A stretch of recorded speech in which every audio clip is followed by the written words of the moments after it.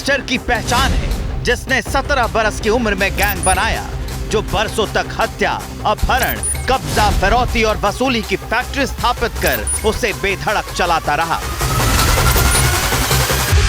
मुस्लिम vote bank की गरज परस्त रही सियासी पार्टियां जिस हिस्ट्री शीटर की हनक की दशकों तक पैरोकार रहीं, आतंक का पर्याय रहे उस अतीक अहमद ने कैसे गुंडों को पारिवारिक पेशा बना लिया, उसका ट्रेलर है ये दृश्य जो थोड़ा पुराना है। इसमें बाहुबली अतीक अहमद का माफिया भाई है, साथ में बारूदी आवाज से फिजाओं को आतंकित करता अतीक का बेटा है।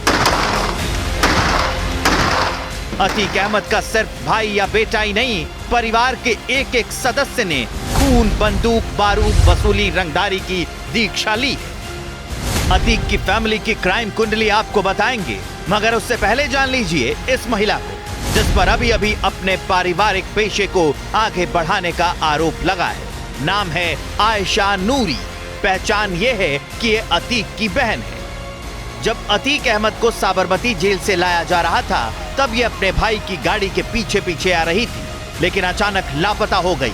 फरारी से पहले आयशा नूरी कैमरों के सामने आकर सरकार और सिस्टम को सवालों के चक्रव्यूह में खड़ा कर रही थी। सर, हम रास्ते में तो ये आया कि शाइस्ता परवीन गिरफ्तार हो गई हैं, जबकि 4 दिन तक उनका पता ही नहीं था। कोई कांटेक्ट नहीं हो पा रहा है हमारी भाभी से भी। हम लोग गुहार चाहते हैं हमारे दोनों भाइयों की सुरक्षा की जाए जी, उनकी सुरक्षा की, उनके जान की सुरक्षा की मांग की। चेहरे पर खौफ और होठों पर कांपते शब्द। करीब 1.5 महीने पहले प्रयागराज जिस बारूदी साजिश से दहला था, उसी साजिश की नई किरदार है आयशा नूरी। उमेश पाल हत्याकांड में ही अतीक की इस बहन की एंट्री हुई है। प्रयागराज पुलिस का दावा है कि उमेश पाल हत्याकांड में आयशा नूरी भी शामिल थी। शूटरों को भगाने में आयशा ने अहम भूमिका निभाई थी। शूटरों को शहर से भागने में मदद की थी। दावा है कि 5 मार्च को आयशा नूरी के मेरठ वाले घर पर बमबाज गुड्डू मुस्लिम गया था। आयशा नूरी और उसके पति डॉक्टर अखलाक अहमद ने गुड्डू मुस्लिम की खूब खातिरदारी की थी। अतीक के इस खास गुर्गे को शहर से भागने के लिए पैसे भी दिए थे। 6 मार्च को बेटी अजनीला नूरी के साथ मीडिया के सामने आकर दुखड़ा भी रोया था। हमारे ऊपर इतना दुख पड़ा है, हमारे सारे मकान गिराए जा रहे हैं, हमारे बच्चे घर से बेघर हैं। 4 बच्चे हमारे 10 दिन से पता नहीं कहाँ थे, दो भतीजे हमारे, हम लोग को पता ही नहीं था। आप लोग कैसा सवाल सर जो हमसे बता सकते हैं वो हम बता रहे हैं आप लोगों को। परिवार की परवाह में बोलते हुए आयशा बार बार सरकार की मंशा पर सवाल उठा रही थी। इसके बाद आयशा प्रयागराज से सटे कौशाम्बी की तरफ गई, लेकिन उसके बाद से उसका कोई अता पता नहीं। जो आयशा नूरी उमेश पाल शूटआउट केस के बाद अपने भाइयों माफिया अतीक अहमद और बरेली जेल में बंद खालिद अजीम उर्फ अशरफ को बेगुनाह बता रही थी, पुलिस के बड़े अफसरों पर धमकी देने और उत्पीड़न करने का आरोप लगा रही थी, वही आयशा नूरी अब उमेश पाल शूटआउट केस में आरोपी के तौर पर शामिल हो गई है। प्रयागराज पुलिस उसको तलाश रही है। आयशा नूरी प्रयागराज से लेकर मेरठ तक लगातार पुलिस को चकमा देते हुए भागती फिर रही है। आयशा नूरी फरार है, हालांकि उसकी कार लावारिस हालत में मिली है। 6 मार्च को संदीपन घाट थाना क्षेत्र में आयशा की कार मिली थी।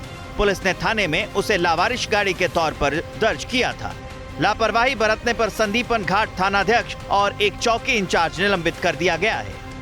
लेकिन अतीक की बीवी शाइस्ता परवीन की तरह अब आयशा भी पुलिस के लिए पहेली बन गई है। शाइस्ता परवीन भी फरार है। 24 फरवरी को उमेश पाल की हत्या कर दी गई थी। इस मामले में अतीक अहमद की पत्नी शाइस्ता परवीन आरोपी है। शाइस्ता परवीन तब से ही फरार हैं। पुलिस और एसटीएफ की टीमें उन्हें लगातार तलाश कर रही हैं, लेकिन उनके हाथ अभी तक खाली हैं। शाइस्ता परवीन को गली गली खोज रही पुलिस ने उसके ऊपर इनाम की राशि बढ़ा दी। शाइस्ता पर इनाम की राशि 25,000 से बढ़ाकर 50,000 रुपए की गई है, जबकि शाइस्ता की अग्रिम जमानत याचिका खारिज हो चुकी है। हालांकि सिर्फ शाइस्ता नहीं, उनका वो बेटा असद अहमद भी फरार है, जो छठा हुआ शूटर है, जो उमेश पाल हत्याकांड में शामिल है, जिसने उमेश पाल पर घर में घुसकर गोलियां दागी थी और दुनिया ने कैमरे पर देखा था। उमेश पाल हत्याकांड में अतीक अहमद की आधी फैमिली आरोपों के चक्रव्यूह में है। पुलिस रिपोर्ट के मुताबिक जो लोग बाहर थे वो इस पूरी साजिश का हिस्सा थे। आपको जानकर ताज्जुब होगा कि अतीक अहमद की फैमिली या तो जेल में है या फिर फरार है। मतलब अतीक का पूरा परिवार अपराध का पाठ पढ़कर गुंडागर्दी की कंपनी चला रहा है। अतीक एंड फैमिली के ऊपर कितने केस दर्ज हैं उसे जानिए जरा। गैंगस्टर अतीक अहमद पर 100 केस दर्ज है। अतीक के भाई अशरफ अहमद पर 53 केस दर्ज है। अतीक की बीवी शाइस्ता परवीन पर 4 केस, बेटा अली अहमद पर 5 केस दर्ज हैं। दूसरे बेटे उमर अहमद पर 2 केस दर्ज हैं। ये दोनों जेल में बंद हैं। तीसरे बेटे असद अहमद पर 1 केस दर्ज है और इस वक्त वो भी फरार है। उमेश पाल हत्याकांड में केस दर्ज होने के बाद अतीक की बहन आयशा नूरी की जिंदगी भी फरारी में चल रही है। इसके अलावा अतीक अहमद के 2 और बेटे हैं जो नाबालिग हैं और फरार हैं। अलग अलग केस हैं, अलग अलग धाराएं लगी हैं, लेकिन समूची फैमिली दागदार है। अब जरा समझिए कि जिस अतीक अहमद ने अपने पूरे परिवार को अपने अवैध धंधों में झोंक दिया, उस पर कितने और कहां-कहां केस दर्ज है। जो प्रयागराज अतीक अहमद के अपराध की प्रयोगशाला रहा है, वहां माफिया डॉन के खिलाफ 95 केस दर्ज है। चुनाव जीतकर जिस लखनऊ की सदन में बैठा, उस लखनऊ में 2 केस दर्ज है। इसके अलावा चित्रकूट, कौशाम्बी और बिहार में भी 1-1 केस दर्ज है अतीक अहमद के खिलाफ। जबकि उमेश पाल किडनैपिंग केस में अतीक अहमद को सजा मिल चुकी है। वो गुजरात के साबरमती जेल में उम्र कैद की सजा काट रहा है।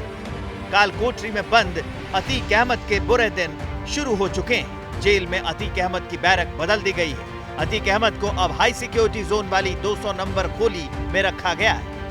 अतीक अहमद को अब 200 खोली बैरक के एरिया में शिफ्ट किया गया। ये पूरा एरिया हाई सिक्योरिटी जोन में आता है। यहाँ अहमदाबाद सीरियल ब्लास्ट का आरोपी भी कैद है। अतीक अहमद 2019 से ही साबरमती जेल में बंद है, लेकिन उम्र कैद की सजा के बाद पहली बार माफिया की बैरक बदली गई।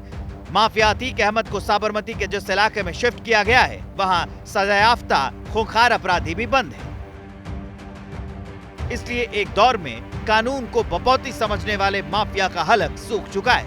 अतीक साबरमती जेल में बंद है तो लखनऊ जेल में बंद उसके बेटे उमर की मुश्किलें भी बढ़ चुकी हैं। मुकदमा अपराध संख्या 1065/2019 में मोहम्मद उमर सनोफ अतीक अहमद को जिला कारागार लखनऊ से तलब किया गया था। उमर आए थे। अतीक अहमद वीडियो कॉन्फ्रेंसिंग के जरिए से पेश हुए हैं। आज मोहम्मद उमर पर 147, 149, 329, 364 ए, 386, 394, 411, 420, 467, 468, 471, 506 और 120 बी में आईपीसी की जो धाराएं हैं, इनमें उन पर आरोप तय किए गए हैं। अब मुकदमे की कार्रवाई अब शुरू हो जाएगी। जाहिर है कि एक एक कर अतीक फैमिली का हिसाब होना शुरू हो चुका है। जो जेल में बंद है उन पर एक्शन शुरू हो गया है और जो फरार हैं उनकी तलाश तेज हो चुकी है। और इन सब के बीच अतीक की अवैध संपत्ति पर भी कार्रवाई जारी है। जाहिर है कि 17 बरस की उम्र में अतीक अहमद ने जो अपराध का पौधा लगाया था, लहू से सींचा था, बारूद उगलने वाली बंदूकों के बेड़े में उसे महफूज रखा गया था, उसका कानूनी हिसाब शुरू हो चुका है।